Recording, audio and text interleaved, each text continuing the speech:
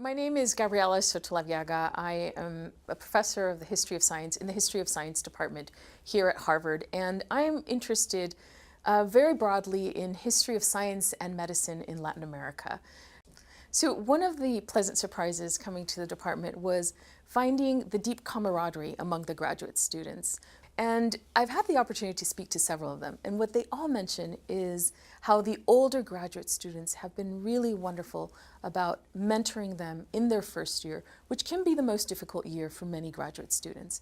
And this, as I said, this camaraderie, but this friendly environment, I think is really important to be conducive to learning. And when you have that in a department, I think it alters your whole experience as a graduate student, because you're not only learning from your professors, but you're also learning from your peers. What I have seen that the department offers graduate students, not just entering students, but continuing graduate students, is of course the financial support. But more important, I really see the genuine interest in having these graduate students succeed as intellectuals, but also as professionals within the discipline.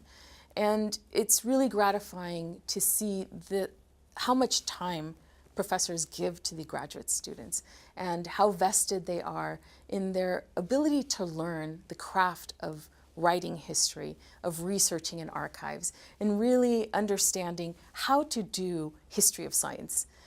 But we also see that teaching takes on many different forms in the department. It's not just seminar settings for graduate students, but it's also a variety of other teaching experiences, such as on-site, and it's not just on-site in Harvard, in the Harvard collections, or in the department's very own museum, but also on-site in other places, such as a recent trip that my colleague Peter Gallison did, Technical Landscapes across the American Southwest, which one of my grad students was able to go on.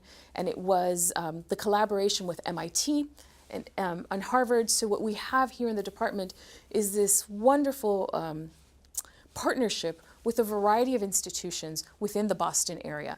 So the grad students aren't just learning from a really tremendous group of faculty members in the department, but also they have access to a variety of departments throughout the Boston area and throughout New England.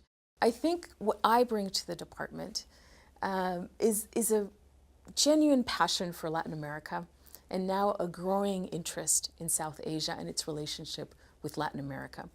And by looking at history of science and medicine in Latin America, we can re-examine the histories that we believe are so well known in history of science from the geographic lens of a different region of the world, and see how that changes our understanding of science and medicine by bringing in focus on Latin America, the Caribbean, Peru, and the scientists, the doctors, the people that are from these regions, and how does that broaden our understanding of our own field. And in my teaching, both undergraduate and graduate teaching, I bring in this diversity of perspectives to our field. So for example, when speaking about knowledge production, giving equal valence to other regions of the world became something very important to me. When speaking about the impact of science and society, some of the most fascinating stories often take place among the most unexpected actors.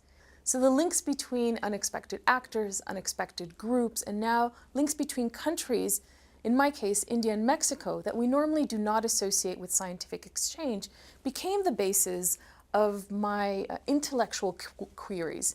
For the purposes of my first book, it was the history of the pill, not the story that we had known, but rather as it was derived from a Mexican wild yam called barbasco, which became the precursor for synthetic steroid hormones. And it was by making these links that I referred to, by examining groups that we normally don't talk about, a story emerged that really complicated and really broadened what it meant to do discovery outside of the United States. And more importantly, when we focus on these regions of the world, our understanding of the history of science only gets better.